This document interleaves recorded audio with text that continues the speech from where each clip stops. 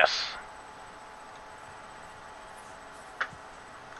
Hello, everybody. Welcome to another week of the Brazilian Jiu-Jitsu Hour. We're on episode 19. How many weeks is that, guys? 19 weeks. How many months? 4, 8, 12, 16, 4 or 5 months? Almost 5. That's a long time. That is in podcast years, that's like 100 years. That's half a baby. That is. We're growing a podcast, baby. Yeah.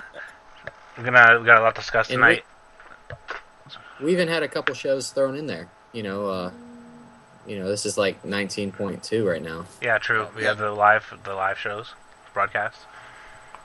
The AGC. Live shows. Yeah. Hello, everybody. Welcome to another week of the Brazilian Jiu-Jitsu Hour. We're on episode 19. 4. Yep. We had Slippery Rock. We had the AGC. Stephanie to the Kumite, and we did the West Virginia Brazilian Jiu-Jitsu Federation one. So that's that's a lot. And now we're also going to do the cancer awareness for Chad Kuhn up in Canton for Team East Coast. That's in 2 weeks, right? Yes. 21st? Mm-hmm. So what'd you guys think of last weekend down in Morgantown? I loved it. I love the format. I loved how it all went down. I really liked it. And I think a lot of people are going to copy that. I have a feeling people are going to copy that style of. I hope so. That means I did something right. You did. You did do something right. That was one thing that I did notice though, and I was pretty happy about was that I don't think anyone complained.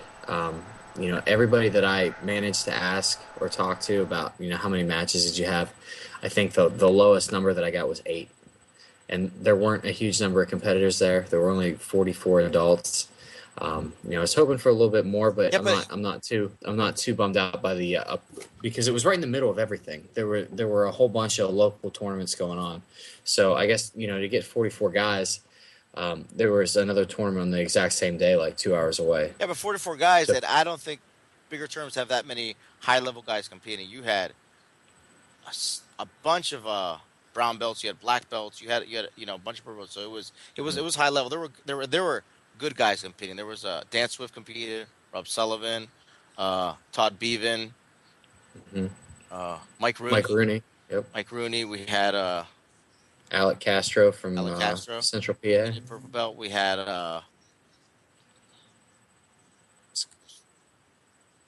Noah DeVore was from Maryland. Yeah, but Noah's here now. Right. He's in Morgantown. Yeah. So yeah, it was a good mix of guys. There was a good mix of upper level belts, a bunch of white belts and blue belts, but it was good scattering all around. Yeah, it was nice. It was a nice format. I think a lot of guys are gonna. All the matches were pretty good. Yeah, it was nice. It was a good time. When do you think you're gonna do the next one? You gonna do it next year? You want to do one of your time? There's gonna be another submission only in November in Morgantown. Now it'll just be like the true submission only and not the round robin. But sometime probably early next year, I'll look to do another round robin format tournament. Nice. Very nice. Very nice. Did you watch any of the Worlds? Yeah, I was able to catch a couple of the matches on YouTube. I watched Buchecha win his 3rd absolute title. That was pretty exciting. It wasn't, it certainly wasn't the most exciting matchup between those two guys. Their World Pro match was a lot more exciting. Some of the earlier matches were more exciting, but Buchecha got that early lead and he pretty much dominated it from there. Yeah, he was pretty much a star. I think his hardest match was against Keenan. Alex Trans. I think it's Keenan. I think his. You think? Oh, and Alex Trans. I think they were both. Yeah. They were both. Actually, both his matches were pretty good. Both his matches. Maybe Alex Trans was a little bit better. You're right. Maybe, but I like how he was struggling with the worm guard. I think Keenan made him work more. He was certainly he caught him off guard. He swept him, but Alex Trans passed his guard. That was pretty impressive. I think you might be right though. I think the Keenan match overall was probably tougher. He probably had to exert a lot more energy to get the points victory. Did you see the last minute of the match after he passed his guard? How he was being real. It was almost like he was dancing. Yeah. He was coming in and out. It was really, really crazy. And then he almost did like a leaping guard triangle jump right at the end. It was really it He, was he doesn't move like a guy that weighs over 220 pounds. no, he doesn't. It's amazing. It's a pretty impressive mix of like speed, power, and technique all rolled into one What do you giant monster package. what do you think about that worm guard? What are your thoughts on it? It looks tough to deal with. That's for sure. I mean, Keenan did awesome. He's Yeah. what the first American to make the open weight podium. Yeah, he made Is that right? Yeah, he's the first American to get a bronze medal. So that's pretty. He's there. He's gonna get it one day. He's gonna get Yeah. it. I think Yeah, he next is. year he's gonna be either silver or gold is. I think the disqualification was pretty weak. Yeah, that's crap. They should- Let's just say that's crap. They should look. They should look at rules for flopping in jiu-jitsu. Yeah. What about the guy celebrating? He Yeah, celebrated that's his disqualification. He knew exactly what he did. Yeah, it's so. And all that, and I thought in the new rules, the new IBJJF rules, that they're supposed to give you a clear warning, hey, thought there like they're was a supposed to chance, even like physically say, hey, don't do that, and like almost like two warnings. And it was like, I don't know if it was a Brazilian ref, Brazilian player. Well, the I guy, don't know. I think That goes down. the guy had the chance to get out of the knee reap. Like he had the opportunity to do it, but instead he did the opposite. And he jumped right back into it and pointed it out. He pointed it to the ref, and then the ref just called the match. So, I mean, that's Stephon, LeBron Stephon, what do you James think of the stuff. worm guard? You like it? You like that worm guard? I only seen one video on the worm guard, and it's just like another lapel guard gimmick thing to me. I mean, it's probably really good. It really works, but I probably won't use it. I like Del Hiva. I'm not gonna lie. stick with Del Hiva. I'm not gonna lie. I like it. I'm not gonna lie. I like it. I like. Is that what you were doing to Rob Sullivan yesterday? Yes, I was. Yeah, Yes, I was. that looked like a pain. It was for It is. 5 minutes or so. But honestly, the only bad thing is it's if you don't get the sweep off it, it's I don't want to say it's stalling, but in the gym setting, it's got to slow things down. in a gym setting, you're not really looking for points either. So I guess maybe it is stalling because what am I gonna do? Sweep someone and then we're still kind of stuck there. I don't know. It's still kind of. I mean it's gonna take a lot of work, but I like it though. I like all the new stuff. I like playing around. I like the old stuff, playing around with the new stuff. So. Everybody's going inverted now. Yeah. It's like- What about the gi match against Meow? That had a lot of controversy. Did you watch the? I didn't watch it. I bought the live stream Sunday, so I watched them all live. And what happened was, he was up. Gi was up on an advantage, and Yeah, it was like 2-1, right? yeah, and Very 20 very seconds close. 20 seconds left. Meow gets him a toe hold, and it wasn't just getting the toe hold to get the points. He was toes in and he was cranking it, and the ref just did not. The side ref did not give him the advantage points. It was I don't know. And then he got booed very bad afterwards. Guy got booed. Actually, Guy and his brother were getting booed the whole time, and I think it was kind of unfair to boo them. I think it was I think people just don't like their game. Maybe that's what it is. A lot of people don't like their game, but they got booed every single match. It was That's weird. and it's just I don't. I think I don't. I mean, some people just don't like their game. Some people just don't like. Some people are like, okay, he's gonna burn bull, go to the back. He's gonna do this and go back. Guy's just gonna. If he doesn't get the submission, he's gonna fight for points. But the thing is, before those matches, they did get a lot of submissions. It just seems like they have a lot of hate coming their way. I mean, it's always going to be tougher in the finals because, I mean, like, how often do you see the Meow brothers getting submitted? Not very often. You know, The last time how- Keeler submitted one of them. Put it yeah, that's the only one I can think of. And then, you know, who was the last person to submit Cobrinha? I don't know. It's not, you know, it's just not that easy. You know, if you're going to judge the guy on his performance, I mean, you just got to realize what's on the line. Yeah, exactly. And how difficult what he's trying to do really is. And, you know, Rafa Mendez almost, you know, he had Cobrinha mounted out of bounds. Yeah. And, you know, the score was what, like 10-8, Rafa, but he didn't get any points for almost getting the back and then mounting because the Cobrinha actually scramble got happened. lucky there. Cobrinha Yeah. lucky there. You know, it could have been, you know, a much bigger point margin, but, you know, he got kind of lucky that it happened so close to the edge. So, I mean, Yeah, it was. yeah. You know, one of the matches in the open weight division that I was really impressed with was Bernardo Faria and Braulio Estima.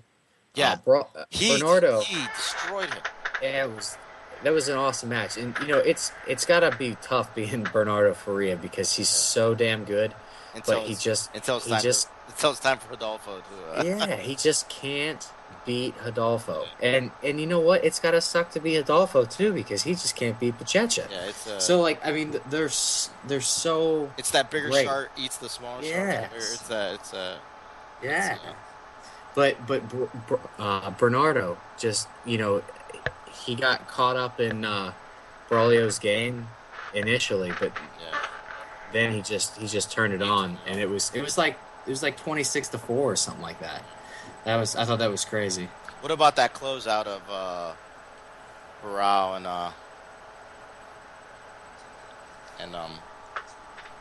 Oh yeah, I mean you had to figure it was going to happen. It happened last year.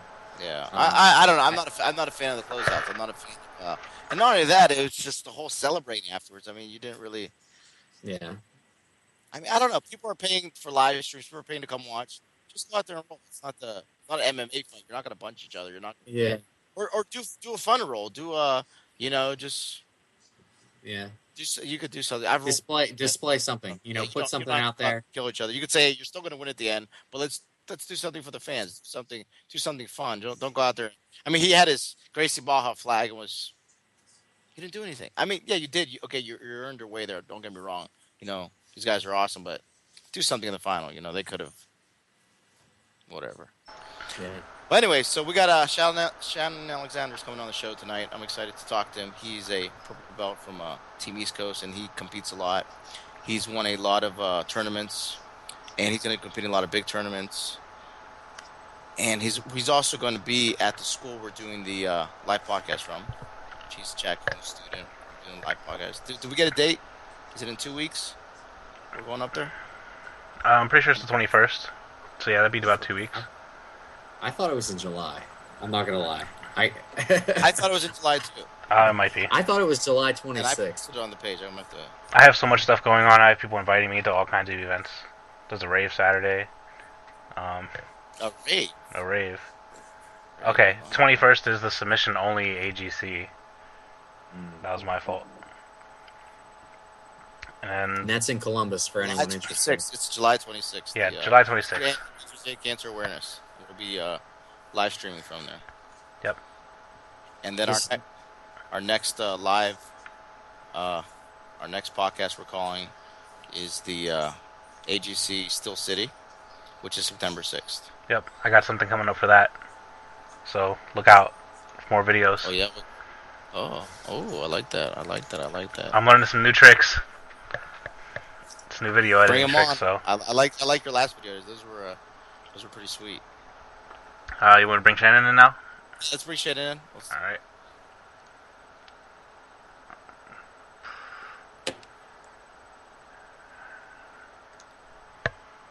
Let me do that.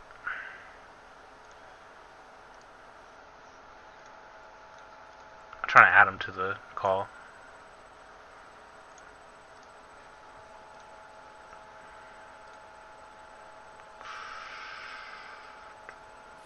There we go. Oops.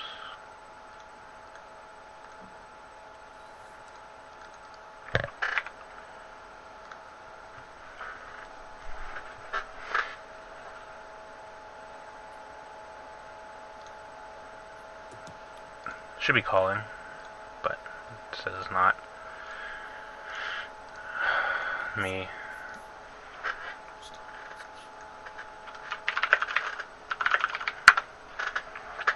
It says he's online.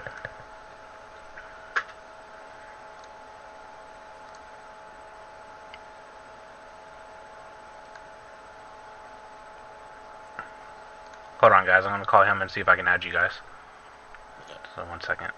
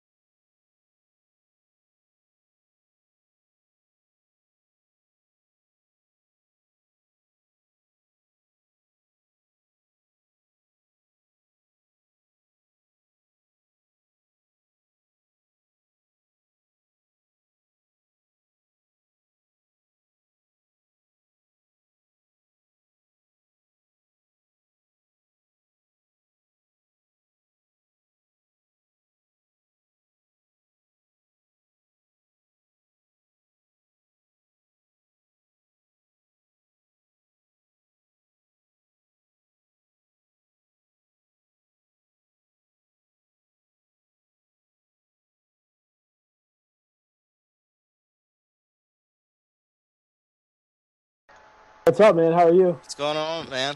Can you guys Hey, hear me? Mike, enable your camera. He's good. I see him. Oh, I can't see him. I see everybody. Okay. I am the all-seeing eye. All right. I don't see Cody. I don't see Stephanie. I just see Shannon. Well, that's the only one you can see. Yeah. That's Oh, right. hold up. Okay, now I see. All right, I got you now. I can see you. I can see everybody now. All right, Cody. I just don't see you, but I know what you look like, so we're cool That there. works. Shannon, welcome to the BJJ Hour. What's going on, buddy? Nothing much, guys. How are you? Good. Give us a little background, your history about how you got into jiu-jitsu, your training, where you train at. Give us just a little brief background. Well, I actually started in Brazilian Jiu-Jitsu when I was 19. I wrestled my whole life since I was like 5 years old. My dad got me into it. Um, I didn't decide, like, after I graduated high school, I didn't really have, like, anything to do. Like, I was going to wrestle in college, but didn't really want to cut weight anymore. Just kind of got sick of it. So my buddy, Dom Guarini, was doing Brazilian Jiu-Jitsu, and he's like, hey, you should come try it out. I started at East Coast Martial Arts. We're in Canton, Ohio, and I've been there ever since training. I've been training for about 5 years now. I'm a purple belt. So it's kind of how I got into it. I really didn't have anything to do when I got to college, so that's what I decided to kind of pursue. So it's kind of how I got into it. I think we lost Mike. I think his internet's crap. All right, we'll temporarily pause the live stream again while we get him back. Yeah, there he is. We're having some trouble tonight. Yeah. Hey, welcome back. Welcome back. Thank you. Mike, welcome to the Brazilian Jiu-Jitsu Hour. Thank you. I'm fucking up all over the place today. Oops, sorry about my language.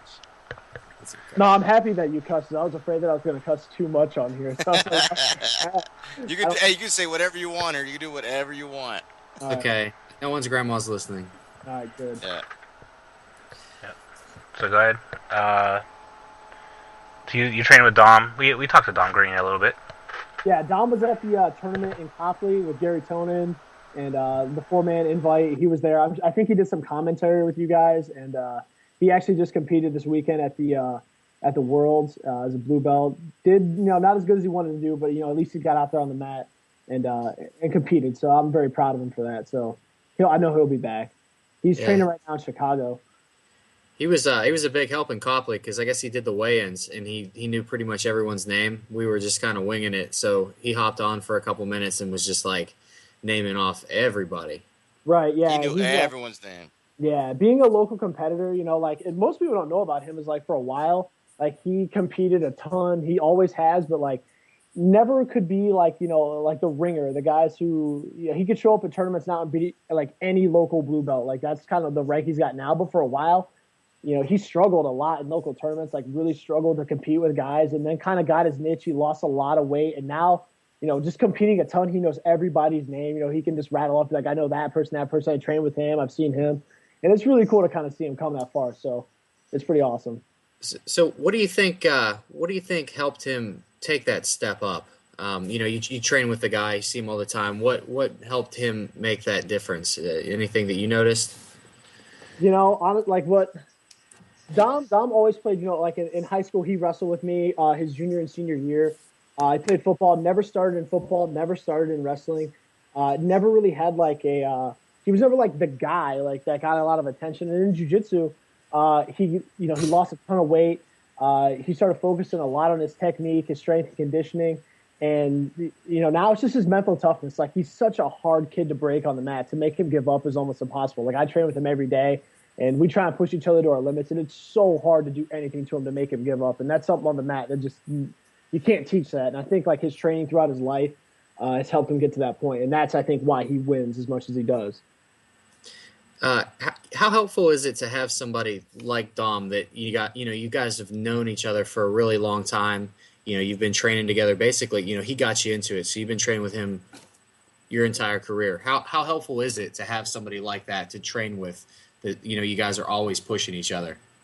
I wouldn't trade him for any black belt. I wouldn't trade him for any training partner. There's having a kid like that is like he's like a big brother to me. He's kind of a guy who keeps you grounded, a guy who kind of lets you know, like when you're when you're being a pussy on the mat, or you're complaining about your injuries or whatever. He's kind of a person who brings you back and is a motivator, but I wouldn't trade him for anybody in Brazilian Jiu-Jitsu. There's no doubt in my mind. I wouldn't give him up.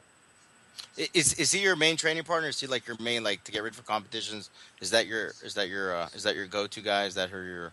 I'm not gonna lie. I have like three main guys at the academy that I pretty much train with when I get ready for competitions. Dom is definitely one of them. Dom's a guy that I go to when I need to work like my deep half guard defense, deep like half guard on top, like things like that. Those are the guys I go to. But like my best training partner um, is probably Tim Hartzell. Most people don't know who he is. He doesn't compete a whole lot, but he is a savage on the ground. Like very good, very flexible, very strong. He was an all-state linebacker in high school. Very, very athletic kid. He's probably my best training partner, but Dom is definitely up there for guys who give me like frustrations in deep half guard on top, and I'm trying to pass, things like that. So yeah, he's definitely. I have some really good training partners that put me in some really awkward and like weird positions that help me out a lot. So I'm definitely thankful for him. Shannon, describe your game to me. What would you describe your game to someone? What is your game like? Um, if I had to describe my game, it would be like it's just unpredictable. I don't try and work like too much in one position. Like I try and learn a lot of different things at once. Like I learned X guard, spider guard, De La Hiva. I learned a lot of it at one time. The one thing that I think has helped me like in competition and just kind of get better at jiu-jitsu is people don't really know what I'm gonna do. Like sometimes like in sitting guard, I can jump for triangles. I can just go for crazy shit that most people just don't see coming. Uh, that helped me out a lot. I just don't. I'm just not a predictable grappler like that. I think that's something that throws a lot of people off about me. So that's something I think that helps me out. What do you prefer, more gi or no gi, or do you Oh, gi, 100%. you're a gi guy? Good. I'm probably better no gi. I'm probably give more people fits just because of like wrestling, and it's really. I mean, that's like a base that I have. But gi is so much more fun to me. There's no doubt in my mind. I probably want to do no gi maybe like 5 or 6 times a year, but gi is what I predominantly do. That's it. Okay. It's crazy. A lot of people that love the gi always say that though. Like, I love gi, but I feel like I'm better no gi. Isn't that Mhm. what everyone says? It's like, oh, it seems like everyone says that. Like, I love training the gi, but I feel like I'm better no gi. It's crazy. But then these no gi guys don't want to train gi, but I won't get into that. No, I mean, I think that's a common thing that a lot of people think. I don't want to speak for everyone. But I know, like a lot of wrestlers, when I started jiu-jitsu, I just didn't know gi. I didn't get into gi for a couple months. I didn't like it. I was like, I don't want somebody fucking grabbing me and holding on to me and like hold me down. This is bullshit. You can't grab my finger. Like, I don't want to do that. Yeah. But no, I think no gi. To me, it's submission wrestling. It's not jiu-jitsu. That's all it is submission wrestling. When you think about it, there's not as much. I don't want to say there's no technique in it because obviously, like a lot of guys at Abu Dhabi would obviously argue with that. But uh, if you get like a good wrestler or something like that, no gi. I mean, you could take a really good black belt and give him a really good wrestler. It's just a stalemate sometimes. But Mm. to learn jiu-jitsu, you got to learn the gi, and that's the only way. And I kind of found that out the hard way. So. Shannon, what tournaments are you looking at coming up? You got any ones coming up? Do you have any certain goals you have for competition coming up? What do you have scheduled? Well, I just graduated from college. I kind of have some free time right now. I need to get like Mark Vivas, who's my head instructor. He trains out in Newbury in Chicago. He actually offered me I could come out and train with him for a little bit and kind of map out what I want to do. I might do the Ego in Columbus, the Naga in Cincinnati. My ultimate goal, though, is to train for. I really, as much as I don't want to say this, because I do have really bad anxiety when it comes to competing. Is I would like to do like a good run next year. I'd like to compete at the Worlds next year and do some pretty big tournaments. Like I got 2 bronze medals. I got bronze twice in Chicago Open. I really would like to win that. And I would like to make a decent run next year, kind of put my name out there a little bit. But those are kind of my goals for next year. I don't really like have anything mapped out. Like I'm just kind of a guy who like is gonna wake up and just be like, I'm gonna go to this tournament and just fuck somebody up. That's what I want to do. Nice, Like nice. I don't really make plans, I guess. Are you gonna do the AGC in Pittsburgh? Is that on your When is the AGC in Pittsburgh, by the way? September 6th, right, Cody? I think Yeah, I yeah. just- Yeah, September- September. 6th or the 13th. Are you guys I going? think 6. Yeah, we're gonna do the live podcast. We're gonna call that from there. It's gonna be our Okay. next one we call. So All it's right, I guess I'll go. yeah. Do I it. just want to call your match. Yeah, no problem. I'll go. No problem with that. I'll go. Yeah, Sure. I want to call your I'm like a match. whim guy. Like I'll just be like, I don't plan on doing these things, but hey, I'll go. I'm game. I don't All right. care. All right. Let me ask you. Let me ask you about the jiu-jitsu scene up in Canton. How is it? Are there a lot of schools? Is there other rivalries? Are there certain people you want to roll against? Are there? Give me the scoop out Yeah. there. Don't hold out on Uh, me. Mike no, wants the dirt. I oh want man, the dirt. I'll give you the dirt right now. That's the problem, like in Good. my life. Sometimes I talk too much shit, but Hey, then that's perfect. If you no can better, back it up, it's okay. Yeah, yeah, that's You no even know, better better. it's than on a podcast. But I tell you what, man, in Canton, in terms of Brazilian Jiu Jitsu, we're pretty much it. Like, there's not really a whole. There's no gyms around us that offer Brazilian Jiu Jitsu. Um, there is a martial arts academy very close to us. It's owned by the Blackwell family. Terry Blackwell, he's a phenomenal grappler. They don't do Brazilian Jiu Jitsu. They do like Hoshin Soul, which is a mix of like Brazilian Jiu Jitsu, judo, wrestling. It's mostly MMA based, but very good. Some of the nicest Wait, guys you'll ever wait, meet. what's it called again? What's that style It's called? called Hoshin Soul. It's a type of Korean grappling. Oh, Ocean. I never. Yeah, it's different. It's different, but it's very grappling based. I mean, Ocean Soul. yeah, Wow. it's different. But very nice guys, and they compete all the time at the AGCs. They do very well. They're Mhm. very nice guys. But in terms of Canton, I mean, Brazilian Jiu-Jitsu were pretty much it. Um, I would say that a like rival school close to us would be like Evolve. They're like the nearest thing that we had. They're in Mhm. Medina. John Mhm. Cook owns the place, or he's like a head instructor there. I would say like in terms of Brazilian Jiu-Jitsu, we have like probably I would say better Brazilian Jiu-Jitsu. Just overall guys who have competed and done like well at tournaments, but they have like they're more like MMA based. But not to say they're not good. I mean, they have some That's it. good guys. Yeah. If I could roll against anyone, There we go. Let it out. I'll let it out. If I could roll against anyone, I don't know. Jeff Bukovich did good at the last AGC. He's a purple belt. I like to Mhm. roll against him. I never got to roll against Robbie Maloff. I've always wanted to roll against him. I feel like we'd have a really exciting match. Um, I agree. yeah, I feel like Yeah. I feel like we're the same weight at like we're the same weight at Chicago Open. We've never fought each other ever. Well, Dustin Ware, if you're listening to this, the AGC September 6th, if you want to set up a couple super fights, Yeah, uh, don't worry, I'll tag him in this afterwards. yeah. We'll, No, we'll, go ahead, Tag. I would love to see you and Robbie go at it. I think that would be a really interesting match. I'd like. What do you think about Yeah. that, Cody? Well, Robbie lives in Cincinnati, right? I mean, if you're at the Naga Cincinnati, I mean, it's Make it probably happen. it's probably bound to happen. Yeah.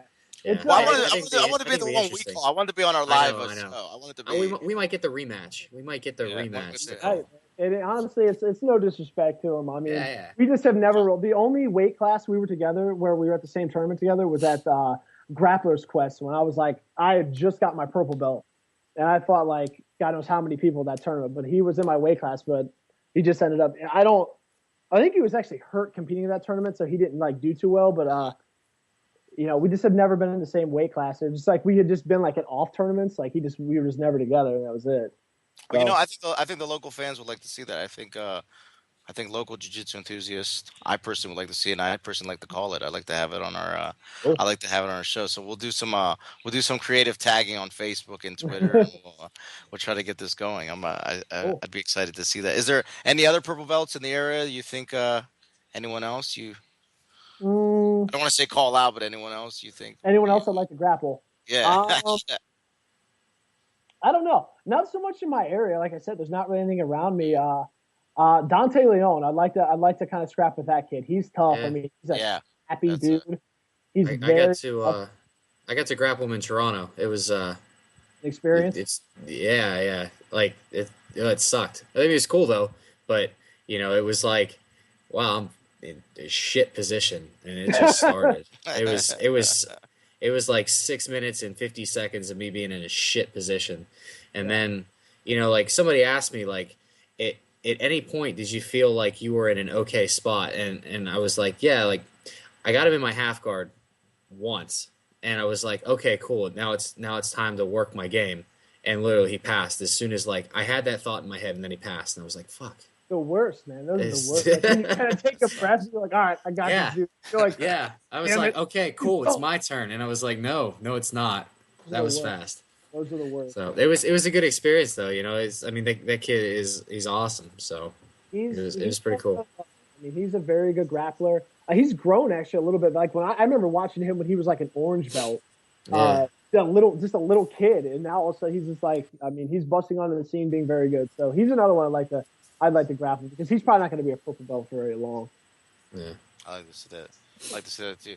Did you watch any of the Worlds this week? Did you watch? And I was glued to the screen. It was pretty good. It was. So here's a funny story, actually. So my internet at my parents' house, which is where I live because I'm a loser, but It's okay. the internet at my Mike parents' lives with his parents. He's in his parents' basement right now. the internet at my parents' house actually went out like during it was like during like the semifinals or something like that. It was out for like, I don't know, probably like half an hour, 45 minutes, and I missed a couple matches. So I called Time Warner Cable and I'm like, hey, like my internet went out. I'm trying to watch the Worlds. I want to watch it. And they're like, well, we can't fix it. And I'm like, well, you're going to give me my money back? And they're like, no. I'm like, yeah, you are going to give me my money back. Like, you are going to give me my money. And they're like, no, we're not going to do it. We're not going to do it. So my mom, being psycho, and I love my mom to death, but dude, she grabs the phone and is like, no, cancel my service or give me my son's money. And they credited us like $20. So luckily, it came back That's on. good. I argued with them as soon as the internet, as soon as the argument ended, the internet came back on, so I could watch the more. No, it was great though. I thought the Worlds was excellent. I will say the craziest thing I saw, definitely, I think I speak for all of us, is the girls' arm breaking or dislocating.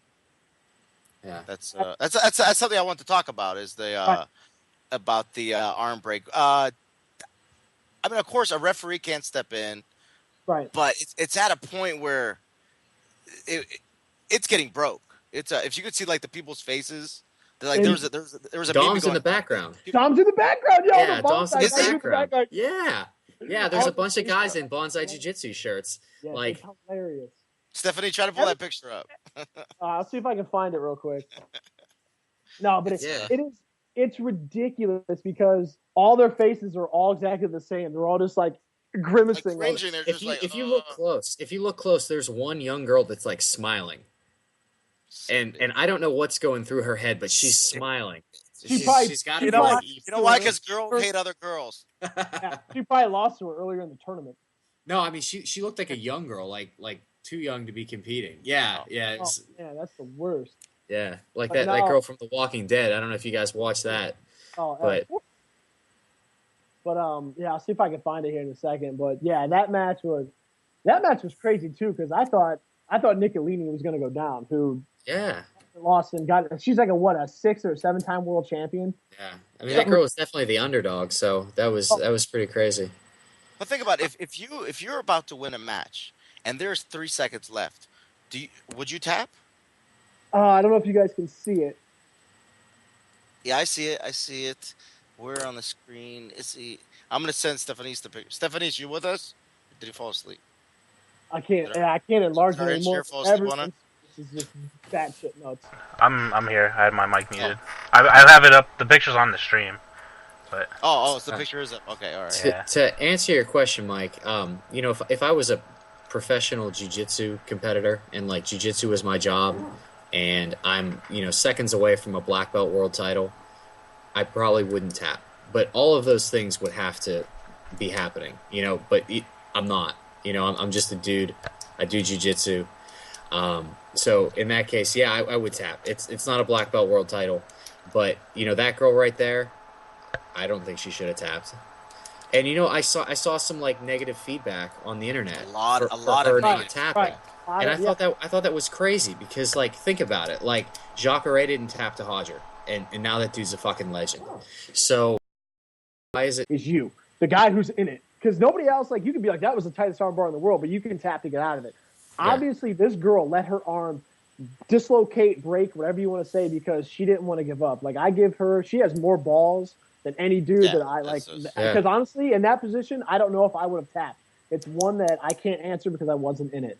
But if I was seconds away from winning a world title, only even at black belt, could be a blue belt, white belt, brown belt, I don't know. I don't think I would tap. I don't think I would honestly be like, you know what, I'm going to give up. I've come this far. If my arm dislocates, my arm dislocates. But at the same time, some people just, it's not that they don't have the heart to hold on. It's just it scares them. Like, they're just like, Yeah. oh, I don't know. It's not because if she would have tapped, I would have been like, hey, whatever. Like, your arm was going to break. So Yeah. it's okay. You know, I don't, for the people who were like, that match should have been stopped, blah, blah, blah.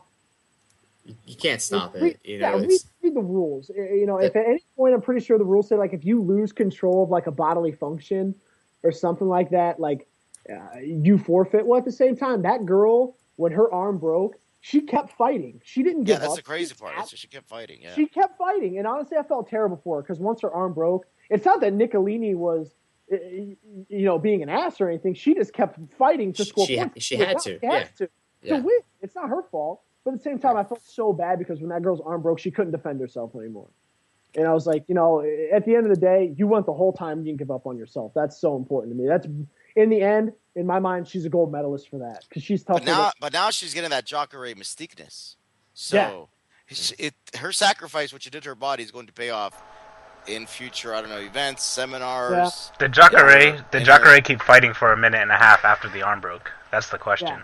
Well, you know, he it was like this, but he was going. He kind of put it in his belt. Yeah, he put it in his belt and it kept going. So it just. Yeah, I mean, he's a bad dude. And he got his arm broke like. He's broke. Like, there's like a picture floating on the internet of him. They fucking like put a sling on him that looks like if someone ripped up a T-shirt and put it on him. I was like, what is that? But now on the other end of the spectrum, okay, you have that where the referee doesn't do anything, but then you have Keenan's situation where he barely passed the center line, and he gets DQ'd. Brazilians hate us. They do. Brazilians hate us.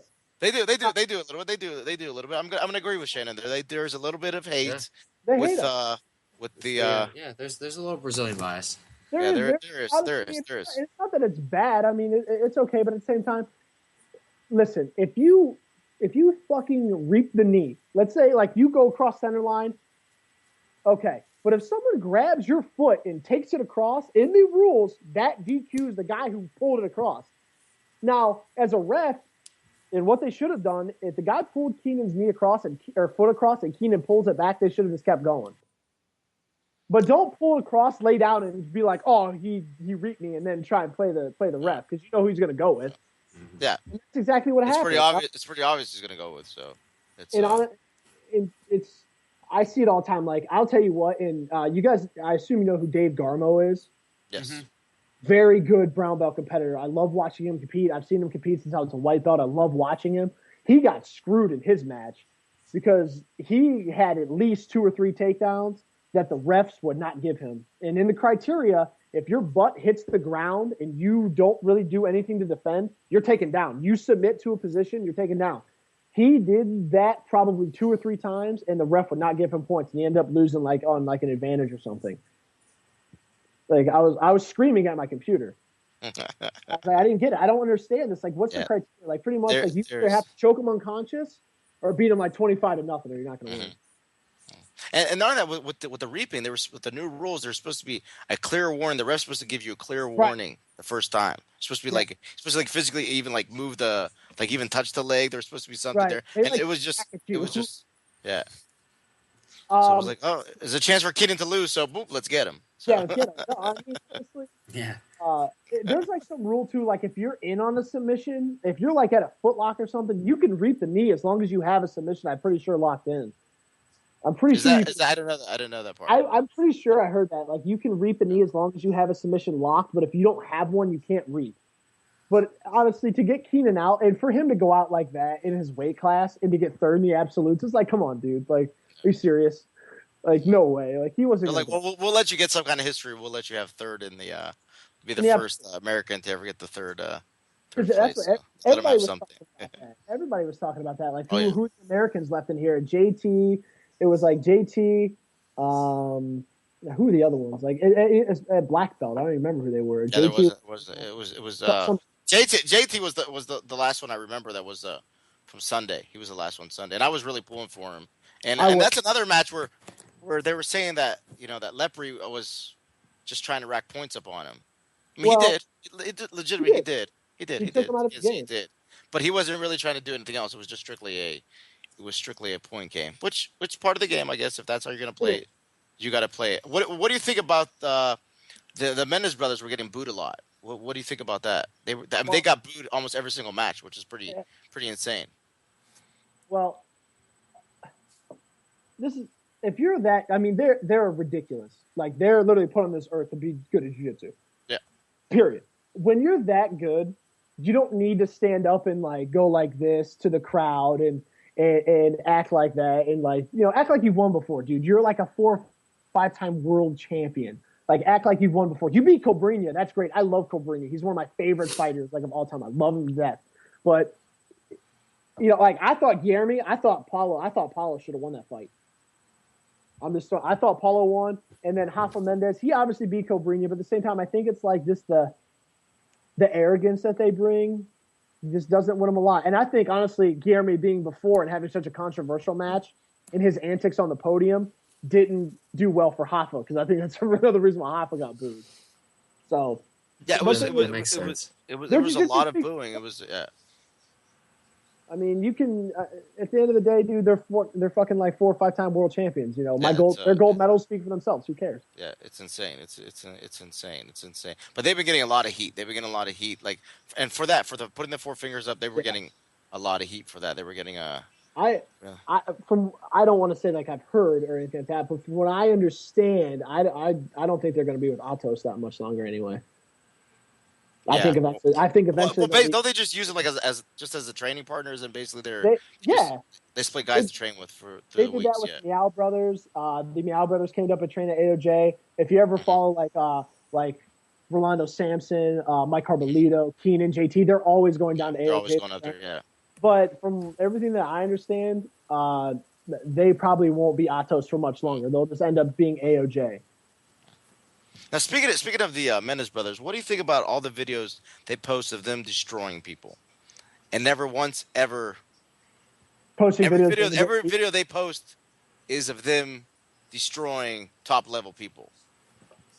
What do you think about that? Is that is that an arrogance video putting that out there? Is that just good marketing on their half? What do you think about that? Well, the video that I saw a while ago was and I think we're referring to the same video. It's him. It's Rafa Mendes rolling with. He's rolling with like Bill Cooper. He rolled with Jake Shields.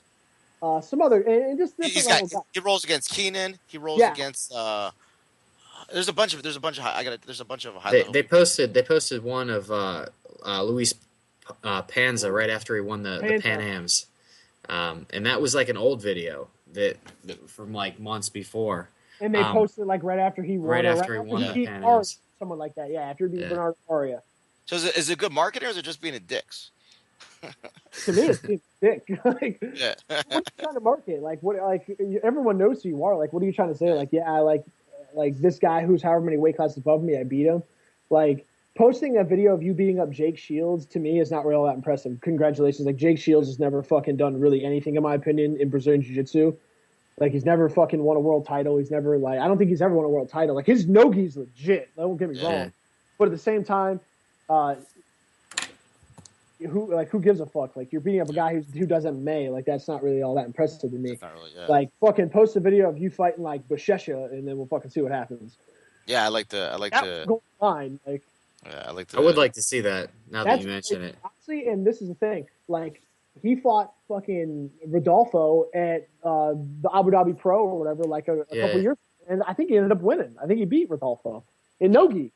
But I don't think it's a marketing thing. I mean, why would you market yourself that way? I think it's just I don't know if it's arrogance either, but it's just more like it's just not necessary in my opinion. Like I know more like post instructionals, post things or like little video clips and things like that of what you're working on rather than who you beat. Because trust me, I know you've probably beaten everybody. Yeah. I did read somewhere that during like the whole like ADCC camp that nobody submitted him the entire time there, and like everyone was there, like Dean Lister, a whole bunch of guys were all training together, and he never got tapped once. So I mean, it's pretty obvious that he is awesome. I don't think that he really needs to, or anyone really needs to show how awesome they are when everybody already knows it. It's undeniable. I mean, you can't. He is probably pound for pound the best grappler that steps onto a mat. The only Yeah. person that's even come close to beating him, the only two people that have even come close to beating him is Tanquinho, who beat him last year at the Worlds, and fucking Cobrinha. That's it. Right. Everybody else, like Justin Rader, that poor guy has no choice to go out and get third because he can't beat Cobrinha and he can't beat Hopkins. So he's always on third. But he's a tough son of a bitch. I'll give him that. We were talking earlier about the people that just can't beat someone. We mentioned Bernardo Faria. He can't beat he does all he's so awesome. He just can't beat Hidalgo. And then Hidalgo, every time he gets matched up against Buchecha, same thing. There's just guys that and yeah, Justin Rader's a real good one because either he gets caught by Cobrinha or he gets caught by Hoffa Mendes, and there's just no love for that guy. Well, honestly, it's how the matchups are set up. Now, to my understanding and the way that I understand is because I'm obviously not being a black belt. I am not allowed to go into the black belt coaching area, and I'm not allowed to go back in the back where they make the brackets. Now, supposedly, what happens is there's like a bunch of people that are back there. There's like Fabio Jurgel, there's Jacare, there's a bunch of guys that are back there. Oh, the seating meeting. Yes. Yeah. And they're like... Lloyd Irvin's back there. Now, hold on. I'm going to get to shit. Now, supposedly, a bunch of these dudes just go back there, and they're just fucking screaming in Portuguese. They're like, oh, no, I should be here. Like, Galvo's back there. Like, oh, no, I should be here because I beat him, blah, blah, blah, blah. Well, supposedly, when Lloyd Irvin goes back there, he, like, says something, and they all just start yelling at each other and just totally ignore him and push him off. That's awesome. Yeah, like, speaking, like, most people, like, I mean, I don't know if it's, like, proper time to bring it up, but, like, most people don't understand, like, when I was like a blue belt, I actually went out to Camp Springs and trained there and was like trying to be like a medal chaser. And I trained at his headquarters in Camp Springs. How long were you out there? I trained there once. I was just driving through there. I was working out there. I trained there once. It's a big school. It's a place is huge. It's nice. It's huge. I mean, it's in a shit area. I mean, it is. It's kind of scary. It's kind of scary. It's in the fucking hood, but it's not bad. It's a big school though. How long were you out there? I was there for probably 4 or 5 days. I was training there. I trained for about 5 days. Now, honestly, what happened was, I was so young. I was on like 20. I was like 21. Just like fucking thought I was invincible in jiu-jitsu. I won like every tournament that I was in. I was like, dude, I can't fucking nobody can beat me. And I was arrogant as shit. Not that I'm not arrogant now, but it's just a different level. I think but jiu-jitsu humbles you. I think like once you go with guys that can just beat your ass, like you're just like, yeah, you're not as good as you think. Well, when I went there, just the fucking level of arrogance that guy has is just unbelievable. And honestly, like guys that like JT, fucking world class, like so nice. Jimmy Harbison, awesome. Like guys are so cool to train with. I actually got locked in a fucking cage with Jimmy Harbison for like a fucking hour and had to grapple him. And I was a blue belt and he had like just got his black belt. It was the longest hour of my life. It was a nightmare. Yeah, when I there, I was lucky. The day I got there, JT was teaching, and then we got the roll afterwards. It was nice. I was only supposed to go there for an hour and just staying there for like 4 hours. I was just like, dude, all these guys are here. I can't. I just gotta keep soaking it in and roll. Yeah, he's a first class guy. Like he's coming out to do our cancer awareness seminar. I can't tell you like how like awesome it is to train with somebody like that because like I think I'm a pretty strong guy from jiu-jitsu. I'm not like I don't think I'm weak, but like grabbing a hold of him and trying to grapple with him is like it's like grappling a fucking gorilla. Like he's that strong. Unbelievable. Unbelievable. I don't know how he's that strong. Speaking of the cancer awareness, we're coming out there to do we're gonna do the live podcast from there, and then there's gonna be the seminar. Then there's gonna be open mat from Chad explained. There's gonna be open mat, so we'll have our geese with us. We'll get some rolling in. It's gonna be a good time. I'm so excited. Like every year, we've held one. We've raised almost $20,000. Nice. To go towards cancer awareness. We love doing it actually. Like because my girlfriend who just started, she's sitting over here. I'm actually at her apartment. She just started doing Brazilian Jiu-Jitsu. I'm not sure if their barbecue company is catering it again, but if they do, you guys are in for a really good treat. It's really, really good food. I'm not sure who's gonna or what they're doing, but it should be a good time. I'm really excited. Well, I like to eat, so if it's anything like my department right here. That's my department. No idea. It buries that in a second. This fat boy here likes to eat. Mike loves the McRib. I do. I love anything with fat on it. I do. I love eating unhealthy. I live for it. I love to roll and eat shit. Oh, of course. Like you don't have to like eat, like people that like drink protein and eat like fucking acai and eat clean. Fuck that. Like I eat fucking terrible, and I can still go. Well, you might not say that when you're my age. When you That- get my that age, was- you might be like, saying a different story. When you're in your 40s like me, you might say something different. right? Yeah, no. Everyone says like enjoy it. Why now? Because later you're screwed. Yeah, take a look. This is your example of jiu-jitsu when you're 40. Hey, whatever. You're a brown belt, baby. So I'm getting there. Either way. It's hard on the body. It's No, man. nice. Well, hey man, thanks for coming on and joining us for tonight's show. We really appreciate having you on. If you want to give a shout out to anybody, the mic is yours. Go ahead, take it away. Okay, guys.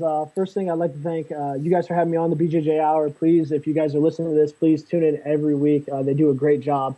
I'm so thankful for you guys for having me. I want to thank my training partners, Bonsai Jiu-Jitsu, Mark Vivas, you guys in Chicago, if you guys ever listen to this. If I called you out and I upset you on here, but I didn't. I meant to do it respectfully. Mike made it sound worse than it was. It's what I do. Please, I mean it with Blame Mike. Yeah, I just mean it with all due respect. So again, thank you guys for having me, and I hope to train with you guys very soon. Thanks for coming on, Shannon. That was awesome. We'll definitely get you on again one day. Have a good night, everybody. Later, man. Stephanie, you're a little too quiet today. What are you? Oh, I was listening. I was here. What are you doing back there? What are you? I'm behind the curtain doing things. By the way, my wife has texted me at least 20 times. Oh man. And we're at the point where it's shut the fuck up. I'm gonna come down there and unplug the computer. Well, it's 11:08. It was a little soon tonight, Mike. She kind of jumped the gun. Yeah, she did jump the gun a little bit. Who's got to be up early tomorrow? You or her? Both of us, Oh. unfortunately. All right. Unfortunately, I can't even get up. Yeah, so that's exciting. They're gonna have barbecue at this open mat. That's gonna be. That'll be cool. Get to roll with JT. We'll get to roll with Shannon, and then we'll get to eat So, good sandwiches. I'm do excited. you think it'll be better than the McRib, Mike? I don't know. I don't know. The McRib is very. As long as it's It's- not the it's- pulled pork sandwich he had at the competition Saturday. Oh yeah, that lady that sells the pulled pork sandwich, is she a friend of yours? I don't know. Oh, good, because it tastes like fucking shit. It was. I wanted to fucking puke. It was absolutely. I was starving, and I took a bite of this thing. And it was just. I took a bite, and it was just pure fat. And I love fat. Don't get me wrong, because I'm a fat person. But this thing was just like gross fat. It was just. Bleh. I had one of their chicken legs, and it was really good. So I'm sorry to hear that. Chicken's hard to screw up. You have to really try to mess up chicken. So. Well, they fucked this pulled pork sandwich up. I'm glad you're not friends with her. I hope I didn't destroy her. They listen to this, but anyways, we'll continue. And next week we have Nick Nutter on the show. We're gonna hear some. Once again, Confirmed? Nick Nutter is coming on next. No, week. he's confirmed for the show. I spoke to Nick Nutter. He's confirmed for the show. All right. He's confirmed for the show. We're gonna finally hear some crazy Fedor stories and Paul Varlin stories and old MMA. I'm excited to hear it. It's like I said, I don't follow MMA, but if it's a legend like that, I can't. I'm excited. And I'm honored to have him on here. So that's awesome. Shannon was awesome. That was a great guest. I was excited to hear his stories. I'm excited. Maybe we'll get Dustin Weir to set up a super fight with him and Robbie Maloff at the AGC in Pittsburgh. I'm gonna do some creative tagging. Yep. So I just gotta find what time at the show where he said that, and of course after getting shit as usual. Don King of Jiu-Jitsu right here without the hair. Yeah, that's what I do. Well, let's set it up. All right. Well, I guess we're gonna call it for the night. All right, guys. Everybody, have a good week. Have a good night. See you all next Thursday.